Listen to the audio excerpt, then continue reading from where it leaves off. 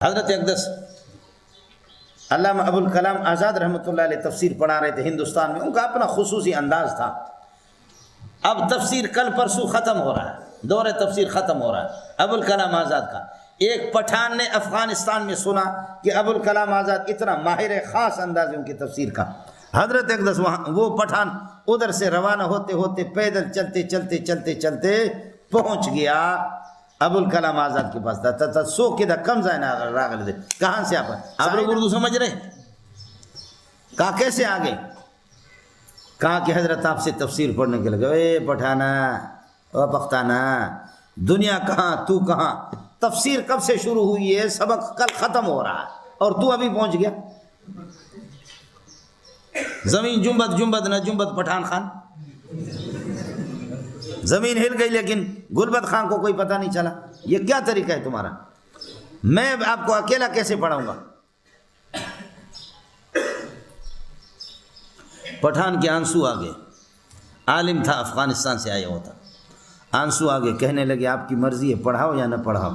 میں نے جب سے سنا کہ اس قسم کا ایک عالم ہندوستان میں ماہر ہے، اللہ کی قسم اسی وقت سے میں نے چلنا شروع کیا۔ میں پیدل آ رہا، میں اسی وقت سے چلا ہوں، پیدل چلا کہ میرے رب کو مجھ پہ ترس آ جائے۔ آپ کے سبق کے لیے آیا ہوں، اب آپ کی مرضی ہے مجھے پڑھاؤ یا نہ پڑھاؤ۔ ابوالکلام آزاد پر سخت طاری ہو گیا۔ ابوالکلام آزاد بالکل خاموش۔ کل سبق ختم کر دی، سب کو چھٹی دی۔ پٹھان کو کہا آپ بیٹھو، آپ کو اسی طرح پڑھاؤں گا جیسے 400-500 کو پڑھاتا۔ مہینہ 2 مہینے میں اس کو اکیلا پڑھایا۔ پڑھانے کے بعد پھر اس کے بعد اس کو رخصت کرنے کے لیے، اللہ آپ کا بھلا کرے، ان کو کپڑے بھی دیے، ان کو پیسے بھی دیے، اس کو لے جا کر کے جب رخصت کیا تو رخصت پہ وہ پٹھان تو الگ گیا، وہ الگ روتا رہا، ابوالکلام آزاد الگ روتا رہا، وہ الگ روتا رہا، اور ابوالکلام آزاد رحمۃ اللہ علیہ الگ روتے رہے۔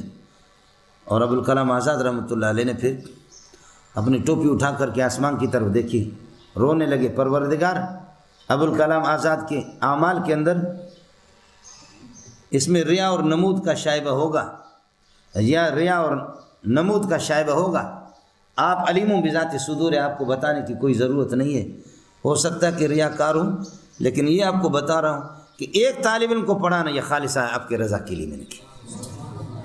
ایک طالب علم کو کون اس طرح پڑھاتا؟ یہ خالص آپ کی رضا کے لیے۔